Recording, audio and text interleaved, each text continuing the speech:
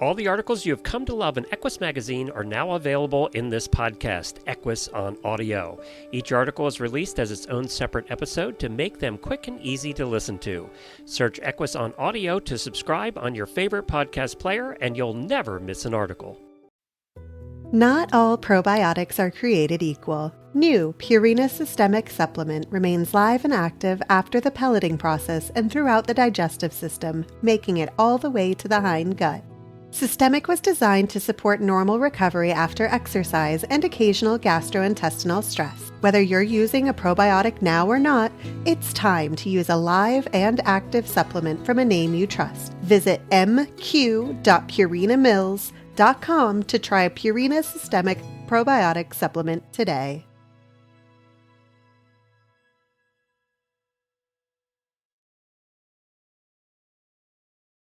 Are you a horse owner? Get exclusive discounts on brands like John Deere and Big Ass Fans with equine discounts. If you're a paying member of any equine association, you qualify. And as an added bonus, a percentage of every sale through equine discounts is returned to the equine industry. Go to equinediscounts.com to receive your discounts.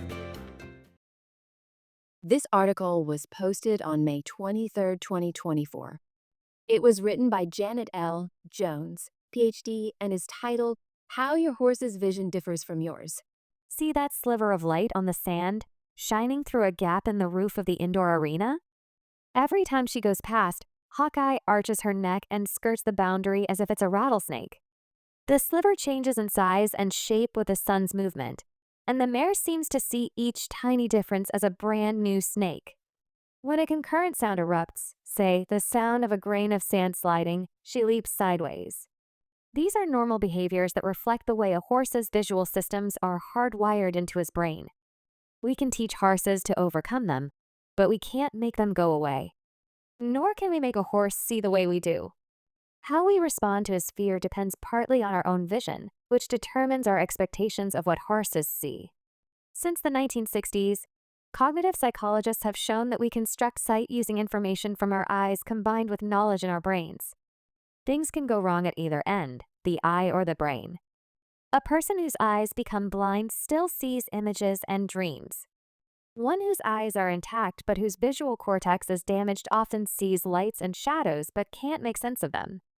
In rare cases, people who are completely brain blind can grasp a coffee cup set in front of them or navigate around objects, responding to the physical world even though they cannot consciously see it. This ability, called blind sight, isn't limited to humans. Cortically blind animals can do it, too. Occasionally, a smidgen of visual cortex is impaired so specifically that its owner, having otherwise normal sight, suddenly cannot see color, shape, or perhaps movement. Imagine trying to cross a busy street with eyes that function normally but a brain that can't perceive motion. Cars traveling 60 miles an hour become a series of still images stopped along the road. At the next glance, they're still stopped, but in different locations. Neuroscientist Gerald Edelman said it best. Every perception is a creation. The trouble is that horses create their perceptions in ways that are very different from ours. Visual information travels from the eye to the brain in both species, of course. But the human brain sends back 6 times as much neural information in the opposite direction, transmitting messages to the sensory relay station that captures incoming views. This wiring is infrastructure for perceptual interpretation, the effect of knowledge being melded with the eye's pictures of the outside world. So, who's more objective in seeing reality, you or your horse? Hate to break the news, but it's probably your horse. His brain is less prone to illusions and assumptions than yours is. Equine vision is different from human vision in almost every way: acuity, range, eye contact, and detection of peripheral motion, just for starters.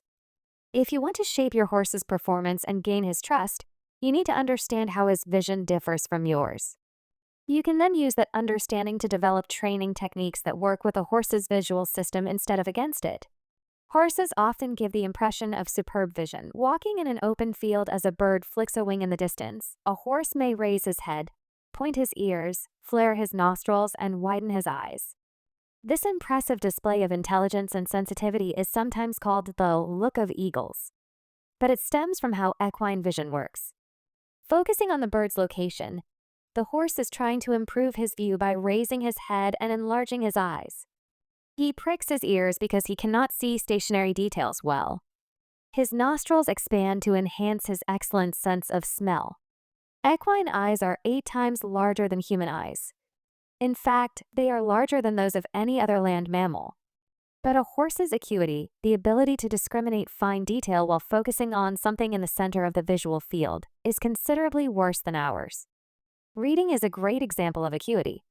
Right now, your eyes are picking up tiny differences in the black marks on a page. You can see the difference between an E and a C, for example. By convention, normal human acuity is 20 by 20. What a normal person sees from a distance of 20 feet is the same as what you see from a distance of 20 feet. Meaningless, right? The numbers don't tell us much until we use them for comparison. A typical horse's acuity is about 20 by 30. Details we can see from a distance of 30 feet, he can only see from 20 feet. A horse has to be 50% closer to see the same details. That means something. A 50% deficiency is enough for any rider to consider. Imagine what a horse sees when you ride him to a jump. For you, it's clear, sharp, and bright. You'd be mighty nervous if it looked fuzzy and faded. But equestrians are often startled to see photographs constructed to show what a jump looks like to a horse.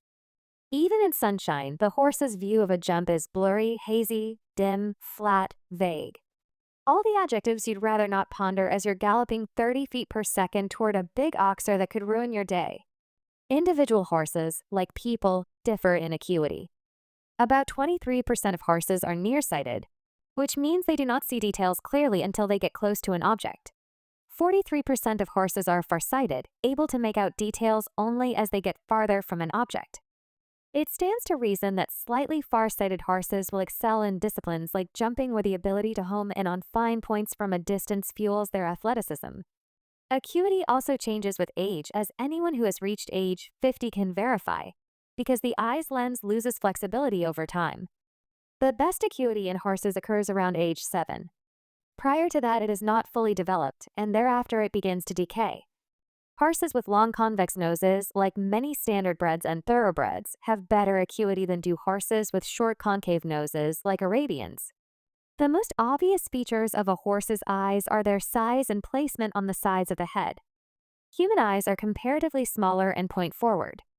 The position of the eyes on the face accounts for profound differences in the ways people and horses see, dictating visual range, peripheral motion detection, and depth perception. A horse's vision is determined by 5 million years of equine evolution. Trendy tie-downs and personality assessments won't change that. We have to accept how horses see the world and work with it. Human sight is accurate enough to decode tiny marks on a page, but only for a small slice of the view. When you read, only 2 or 3 words in your central vision are truly clear. The rest are blurred. Stretch your arm full length to your side, holding up your index finger. Look straight ahead. You won't see the finger. You can't even see your arm. Now move your arm slowly in a wide outstretched semicircle toward the front, keeping your eyes focused on a distant point in front of you. No cheating. The finger remains invisible until it reaches almost a 45-degree angle. Human vision is limited to roughly 45 degrees on either side of our noses, for a total of about 90 degrees. By contrast, if your horse could hold his hind hoof straight out to his side, it would be almost in the center of his vision. Because his eyes are on the sides of his head, he has a 350-degree view, almost 4 times greater than the range we see. Think of how dependent we are on sight, how important it is to us. Now imagine we had 4 times that much vision to process every second of the day. We'd be edgy, too. The horse's visual range stretches from the end of his nose all the way around to an imaginary line extending straight back from his hip. The attack tractor that you cannot see approaching from behind your shoulder is well within his line of sight. It's coming toward him, maybe at a rate faster than he is moving. Some horses see this as a chase, and every fiber of their evolutionary being says that the way to survive a chase is to run. Now, the balloon bobbing at the side of the arena is the equivalent of a ball soaring straight toward a horse's face. If that balloon is yellow, it will be especially bright to equine eyes. No wonder he shies and bolts. The horse sees a broad band of the world to the sides and back of his body, but it is narrow. His vision is poor above and below the level of his eyes. Sights directly to the horse's side, but on the ground or in the air are difficult to see unless he cocks his head. Equine vision also creates blind spots. A horse cannot see a person standing directly in back of him. Surprised from behind, even the sweetest horse can kick in almost any direction. That's where that tenet of good horsemanship, approaching the hindquarters from the shoulder, comes from. You want to make sure he knows you're there. A second blind spot exists in front of the horse's face, from his eye level to the ground below his nose and out to about 6 feet. A hand suddenly raised will appear to him to come from nowhere. He cannot see the grass he grazes on, the bit he accepts, the fingers that stroke his muzzle. He uses the whiskers around his mouth to sense these objects. A horse whose whiskers are shaved is at a sensory disadvantage. One of the most common mistakes people make when dealing with nervous horses is to thwart their side view. The rider, with forward-facing eyes, assumes that positioning a horse for a frontal view is best for all. Some equestrian websites even advise this position. The rider pushes Hawkeye straight toward the sliver of light on the sand that already scares the bejeebers out of her, then tries to make her stand still and stare at it head-on, eyes bugged out like tennis balls. These demands defy the functioning of a horse's brain. Why? First, from the front, human eyes can see an object clearly, but a horse's wide-set eyes cannot. All Hawkeye knows is that her rider is upset, forcing her forward to a place that she considers threatening. Second, as she reluctantly approaches, the light snake vanishes from Hawkeye's line of sight, which of course makes it all the more frightening. Third, standing still concentrates the horse's fear rather than alleviating it. Fourth, when Hawkeye cocks her head and pivots to the side for a better view, her rider pulls on one rein and presses with the opposite leg, pushing her back to a stance where equine vision is worst. Fear is in the eye of the beholder. We might think it's silly that Hawkeye is afraid of flapping plastic or a paper cup. But how would you feel about having a big, hairy tarantula running through your hair? Let's give Hawkeye a break. Start with some groundwork. Try leading her toward that sliver of light, but if she balks, don't push. Allow her to move in circles or loops at the closest distance she considers safe. Then use some vicarious learning. Let Hawkeye watch a familiar human friend walk to the object, stand next to it, and speak calmly. She will recognize the voice.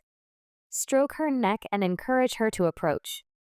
A step or two more than she wants equals success. Offer praise and stop for the day. If this technique fails, have your friend bring a known, preferably her dominant horse to the object. Verify ahead of time that this horse is unafraid. Speak slowly in a low pitch and stroke your horse's neck while she watches her buddy survive the terror. If this also fails, move out of sight of the object and put your horse to work on a completely unrelated task. Tomorrow, start building her trust using objects that she considers less frightening. Eventually, you will be able to return to the original fright site and try again. When your horse is relaxed while viewing the threat, even if only from a distance, walk her back and forth past the object before requesting a head-on approach. When she is willing to advance face first, encourage her to stretch her neck down and forward for a good sniff. Stroke her neck, speak calmly, and let her sniff the object. She'll probably jump a couple of times, that's okay. I'd jump too, if you asked me to sniff a tarantula. Touch the hazard so your hand makes a soft noise against it. This will allow the horse to learn more through her excellent hearing. Gently roll or push the object around as the horse becomes accustomed. Now, let's suppose the fright sight appears while you are riding. It's tempting to call it a day and drive to the nearest ice cream store for solace. But that only teaches Hawkeye that when she shies, you will take her to her comfy stall. Instead, remain mounted and distract her with a task that moves her away from the threat. Yes, this feels like letting her get away with it, but it's only one step of a larger process.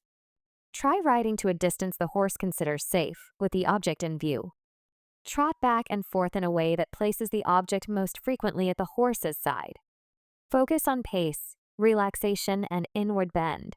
Ignore whatever scares her. When Hawkeye is calm, quietly enlarge the loops, maintaining any distance that allows her to remain tranquil.